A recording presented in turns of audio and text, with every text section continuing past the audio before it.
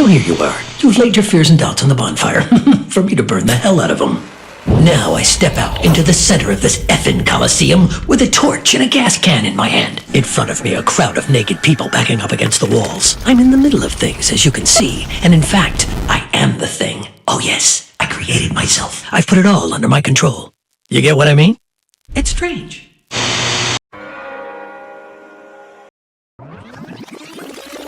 This is what he does. This is his business model. This course wasn't about teaching me, it's about a well-promoted scam to sell a dream. And his success story served as a front aimed to bring me in, someone who wants to change his life. I almost bought into it myself, but luckily I saw through it in the end. But there are thousands of people out there who fell for it. And why?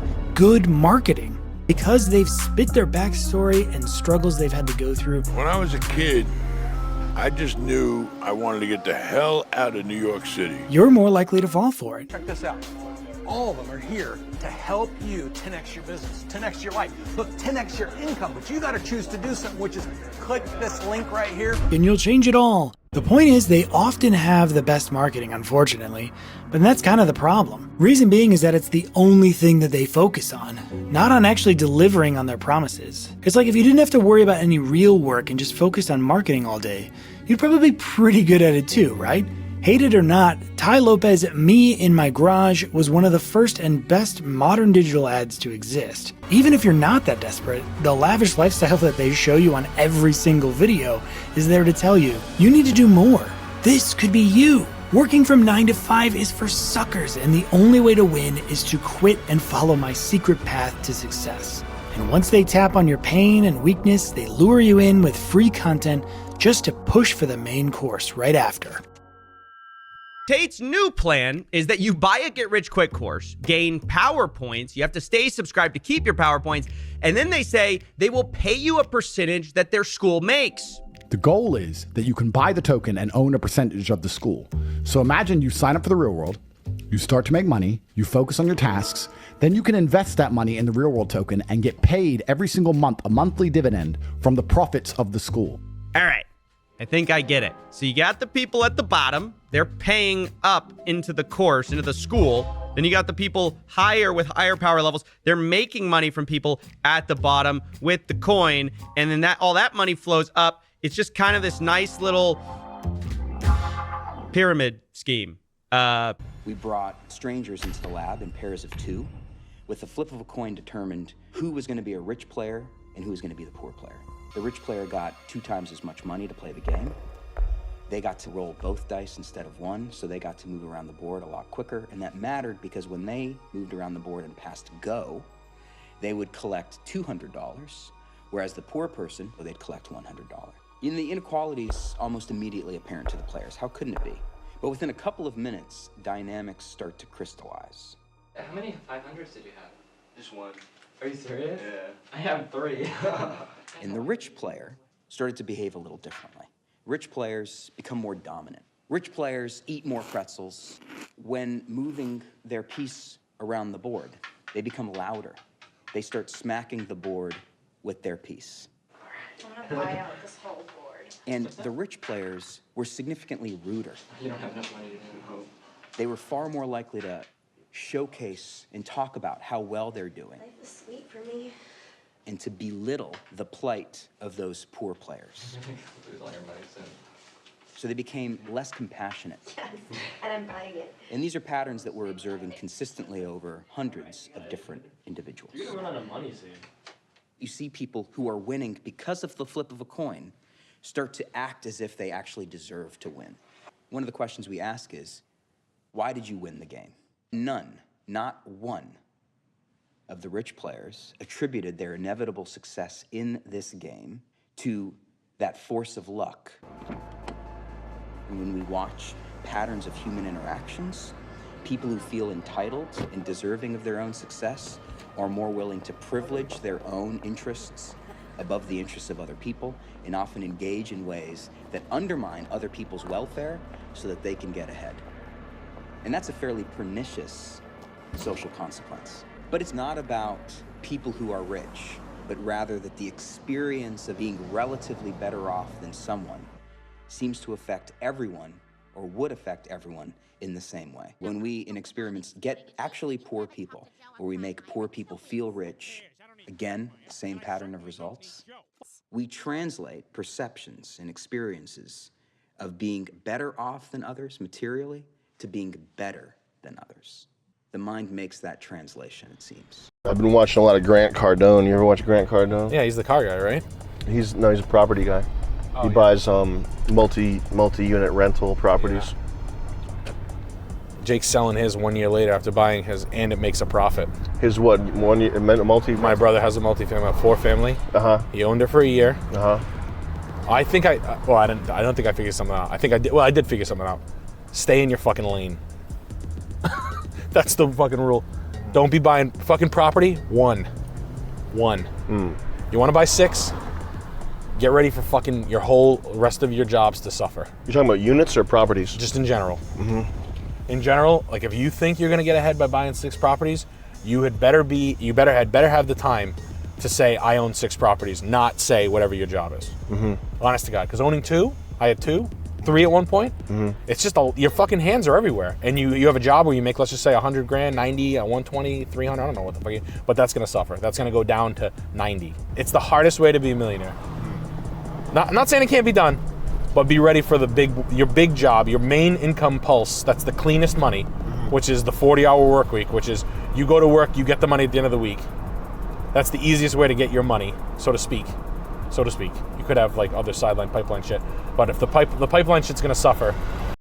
I worked 18 hours a day for 2 years, 7 days a week, without a day off, sleeping in the office most of the time. Following day, we wrote a program, defined it, kill it, remove it, and put everything back together again. All right. That program had 10 million users in 2 weeks. I didn't plan that. Nobody can plan that. You can't plan your fucking success, people. Success is an opportunity that wafts by your nose. Attached to it is the greatest risks and the most life-changing things you'll ever dream of. The one thing that he's talking about comparing investing to betting at a horse racing track. The one thing that all those winning bettors in the whole history of people who've beaten the system have is quite simple. They bet very seldom.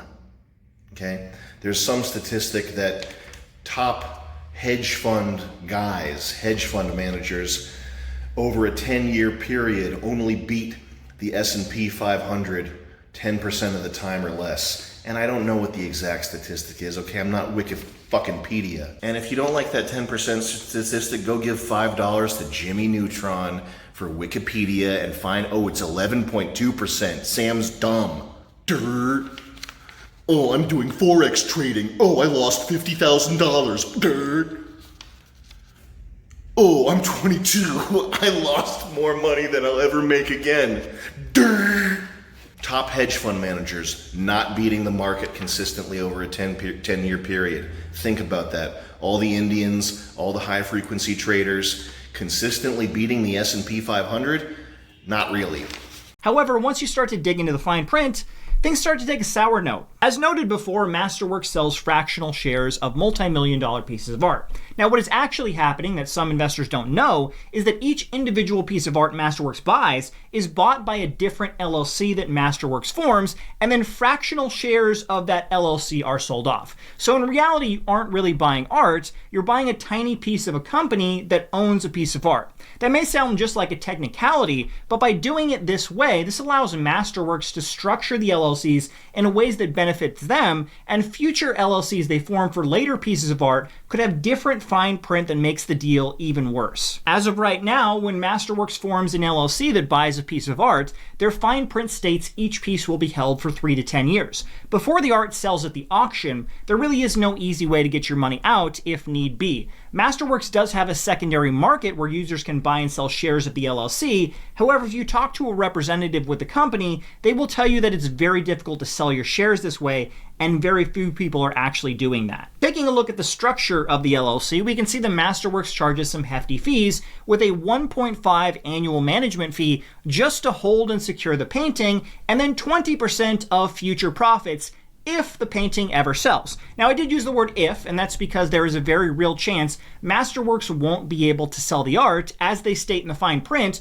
art is a highly illiquid asset and a significant percentage of objects go unsold when sent to auction. They also state that investors should be prepared to hold their Class A shares for an indefinite period, as there can be no assurance that the Class A shares can ever be tradable or sold. Yikes, that is some pretty damning wording. Masterworks knows for many of the paintings they hold, they may never be able to sell, and if they're never able to sell them, that means investors in those pieces never see a return. Plus, Masterworks is charging fees just for holding the painting every year, which the longer they hold means the less profit you will get of the total sell, if it ever does sell. Now, like I mentioned earlier, the art market is mostly controlled by 5 large galleries and 2 auction houses. At any time, they can decide they don't want to work with Masterworks and shut them out, like they have been known to do in the past. Ultimately, you're at the whim of billionaires who get to decide if Masterworks gets to participate in their closed market. At this point, I would like to think most people realize this isn't such a great deal, but if you're still not convinced, you should also be aware that Masterworks is not registered as an investment company with the SEC. Now, to me, that's a huge red flag. The company that wants you to invest with them is not a registered investment company. Any company you deal with in the stock market, including the much hated Robinhood, is going to have SEC regulations, yet Masterworks doesn't. Why would any self-respecting businessman agree to put their money in such a risky company? After all that, the fees and the possibilities of never selling their artwork, Masterworks has the audacity to add even more fees, stating additional expenses associated with acquiring, sourcing, securitizing, and selling the painting are paid by the issuer. The issuer being the LLC, meaning investors have to pay more unspecified fees at Masterworks' discretion. The insane amount of hidden fees this company has packed into the fine print would make any sleazy used car salesman cream himself in joy at how well Masterworks is screwing its investors out of potential profit. Now, to end off, let's take a look at possibly the scariest statement in Masterworks' fine print. The investment is suitable only for persons who can afford to lose their entire investment. Now, that is a frightening statement to see. The company knows that they are in uncharted waters with no one having ever tried anything like this before. At any moment, it could all come crashing down. Of production and superior craftsmanship. Unless there is something else exceptional about it, you should not expect to spend more than $300 for a well-made Blake shoe. And even $250 feels generous considering the single most important material in the entire product is the lowest quality form of leather you can get. Everything good and bad we just discussed are candles in a burning building. These are $1,400 and they use plastic fucking... I worked as a buyer in the fashion industry for about 20 years. In the span of my career, I saw how what we sell people changed. The 2 major changes, I would say, are 1, nothing fits properly anymore. It's not you, it's nothing about your body, you're great. And 2, the longevity of these clothes, even how you feel when you put them on, has degraded so much. It's just not a good deal. It's not just in my head, it has gotten harder to find quality clothes that last. I want you to think about how many new pieces of clothing you bought last year. If you're anything like the average American, it was around 68. In 1980, that number was 12. In the 80s, Americans spent about 7% of their annual income on clothes. Today, it's just 3%. We spend half as much, even though we're buying 5 times more. The press is notoriously inaccurate. Now, may I do a demonstration for you? May I ask for honesty from you folks for just 2 minutes? I'd like to see a raising of hands for those of you who have at any time in your life been divorced. Now, leave your hands up for just a moment. Okay. Now, of those of you who have been divorced, at any time, were you unfaithful to your ex-wife or husband? Leave your hand up if it was. 5, 6, 7, 8. Anybody else? Some of you put your hands down after you kept them up. Okay, well, at least 8 people. Well, that's a pretty fair thing. Let me ask another question. How many of you people are currently married? Raise your hands. How many of you have actually been unfaithful to your current husband or wife? Nobody. Nobody. Do you see the statistical impossibility of these 2 samples? The sharing of biased and false news has become all too common on social media. More alarming, some media outlets publish these same fake stories without checking facts first. The sharing of biased and false news has become all too common on social media. More alarming, some media outlets publish these same simply aren't true without checking facts first. Unfortunately, some members of the media use their platforms to push their own personal bias and agenda to control exactly what people think. And this is extremely dangerous to our democracy. This is extremely dangerous to our democracy. But these fucking old fucks don't have the neuroplasticity to understand that the way that they think things should be done is straight retardation.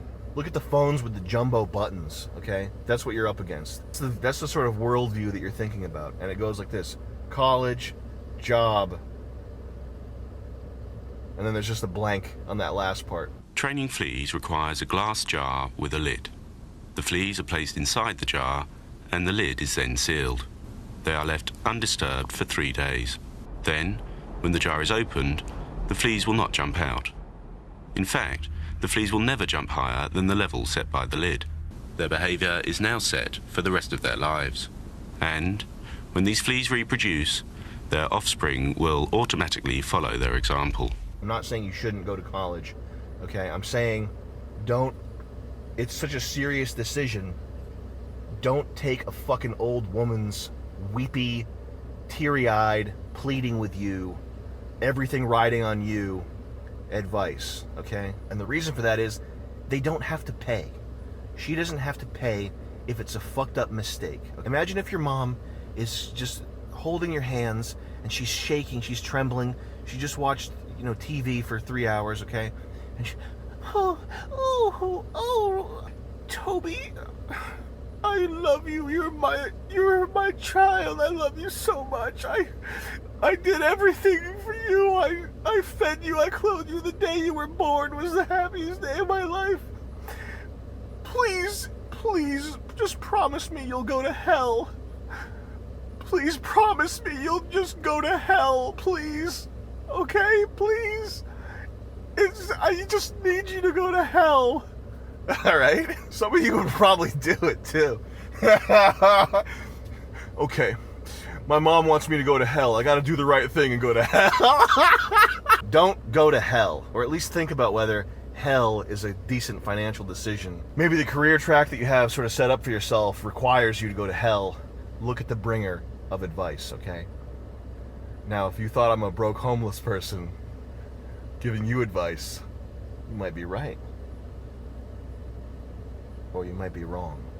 Now, a few years later, the US enters the Vietnam War, partly on the basis of McNamara's confidence of his own ability to use data analytics to read the battlefield. He decides to measure everything: armaments, troop counts, casualties, supply chains, and make sure that every decision is based solely on the facts on the ground.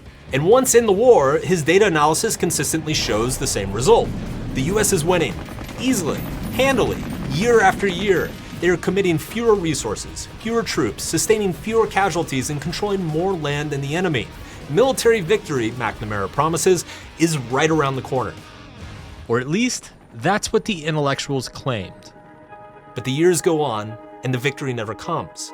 Because here's what McNamara's data doesn't measure: the North Vietnamese willingness to suffer and die for their country, the poor morale of the US troops, the corruption of the South Vietnamese government, the shifting political winds at home.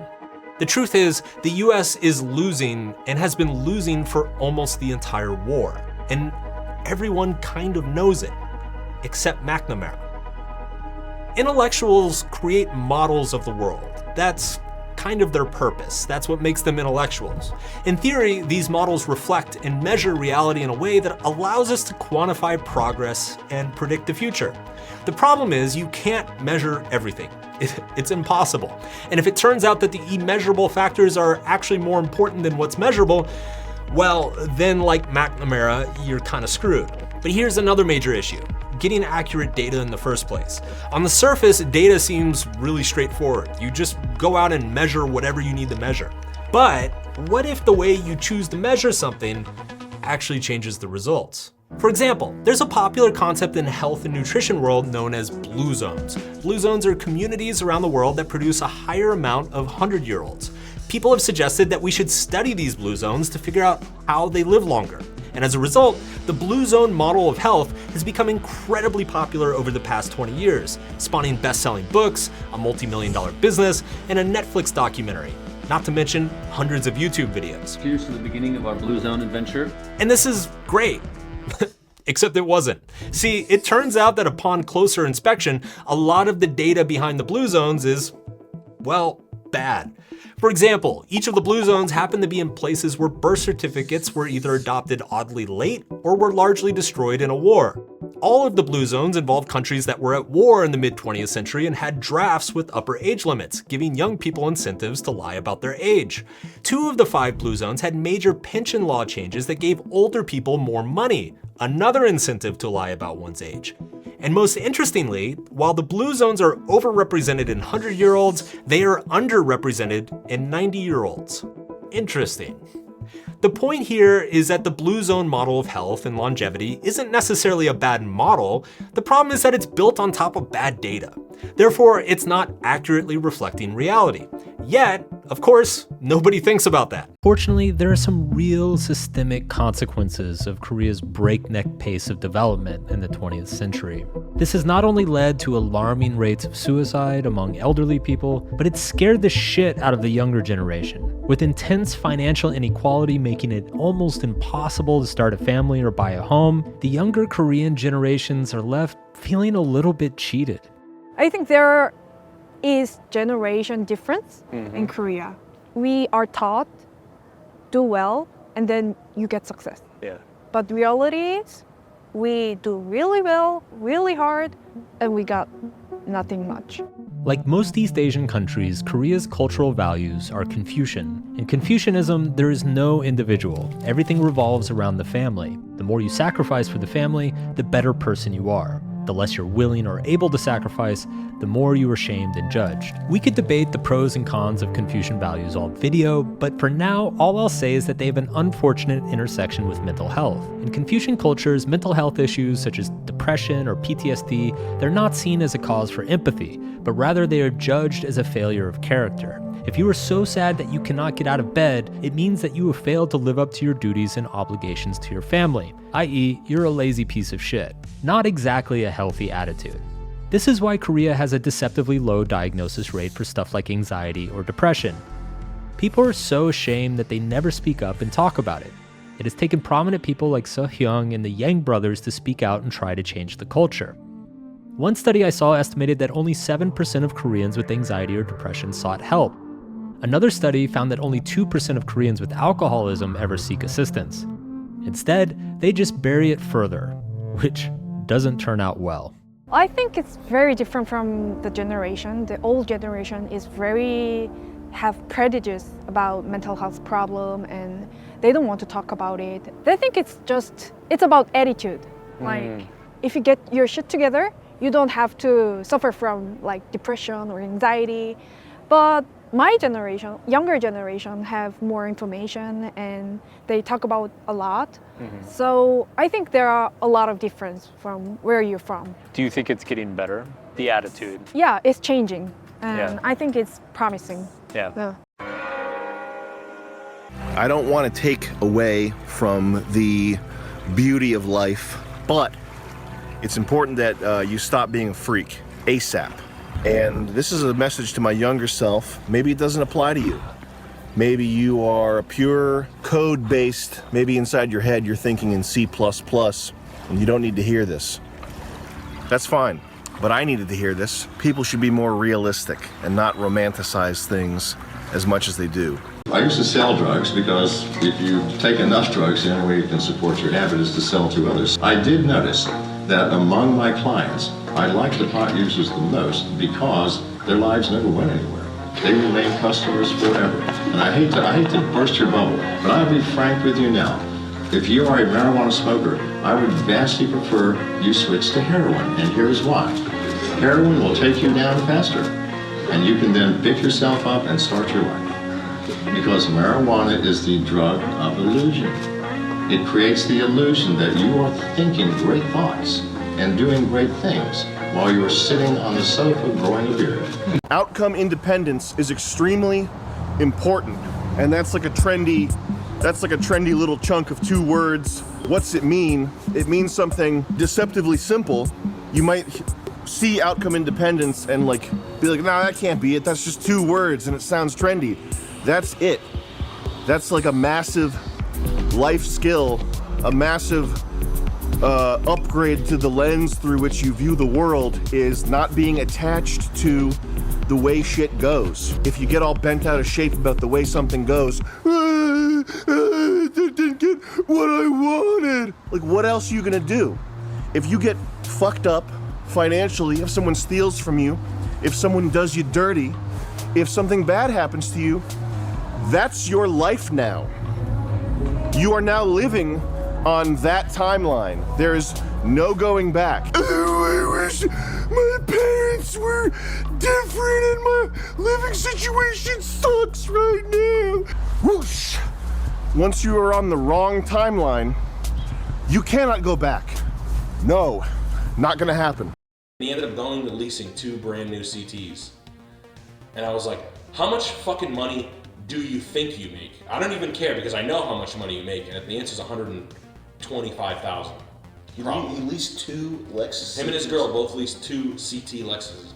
I've seen this stuff, but you know what? I'm not even gonna bust his balls. Everybody, all your boys, you're gonna see kids you went to high school with like new Yukons and shit. And it'll don't get me wrong, it bums me out too. Like, I want a new Yukon. I want my wife to have a fucking Suburban, like a brand new 2017 Suburban. And I want a Denali HD. I can't fucking afford it. No one can fucking afford it. It's fucking crazy, but everybody does it. And it's one of those things in life where it's like getting duped into going to college, or it's like getting duped into going to college. Yeah. It's one of these things where you see everybody else like lambs to the slaughter, being okay with going out and spending this much money. It doesn't mean it's okay. Imagine, if you will, a gift. I'd like for you to picture it in your mind. It's not too big, about the size of a golf ball. So envision what it looks like all wrapped up. But before I show you what's inside, I will tell you it's going to do incredible things for you. It will bring all of your family together. You will feel loved and appreciated like never before, and reconnect with friends and acquaintances you haven't heard from in years. Adoration and admiration will overwhelm you. It will recalibrate what's most important in your life. It will redefine your sense of spirituality and faith. You'll have a new understanding and trust in your body. You'll have unsurpassed vitality and energy. You'll expand your vocabulary, meet new people, and you'll have a healthier lifestyle. And get this, you'll have an 8-week vacation of doing absolutely nothing. You'll eat countless gourmet meals. Flowers will arrive by the truckload. People will say to you, "You look great. Have you had any work done?" And you'll have a lifetime supply of good drugs.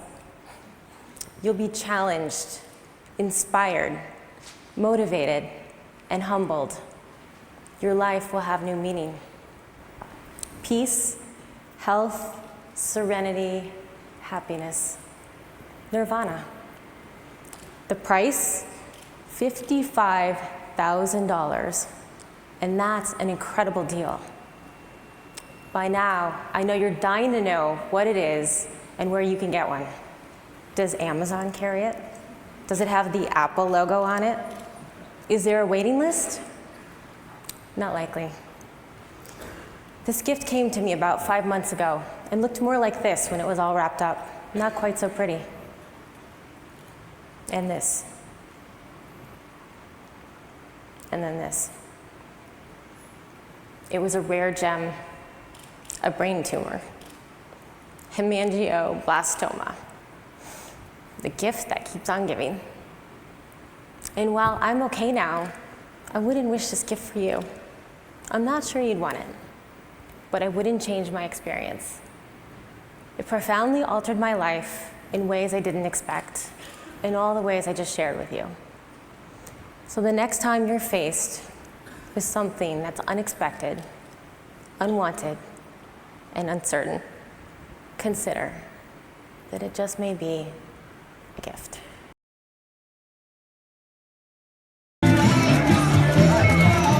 It can always turn around. Do you see these 4 lines? I just needed to stand there until 5:30 today. I'll do it. Very good.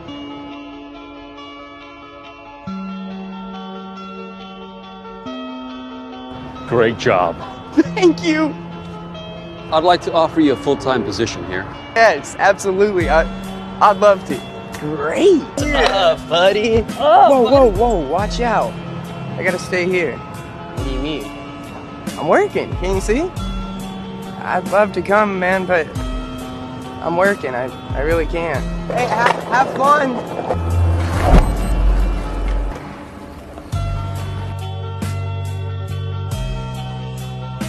I'm raising your salary by 30%.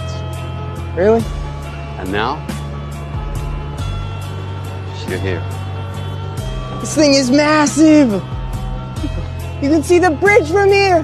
You earned it. This is incredible. Your day's pay, $2,000. But I'd like to retire now if I could. It's been a pleasure working with you two.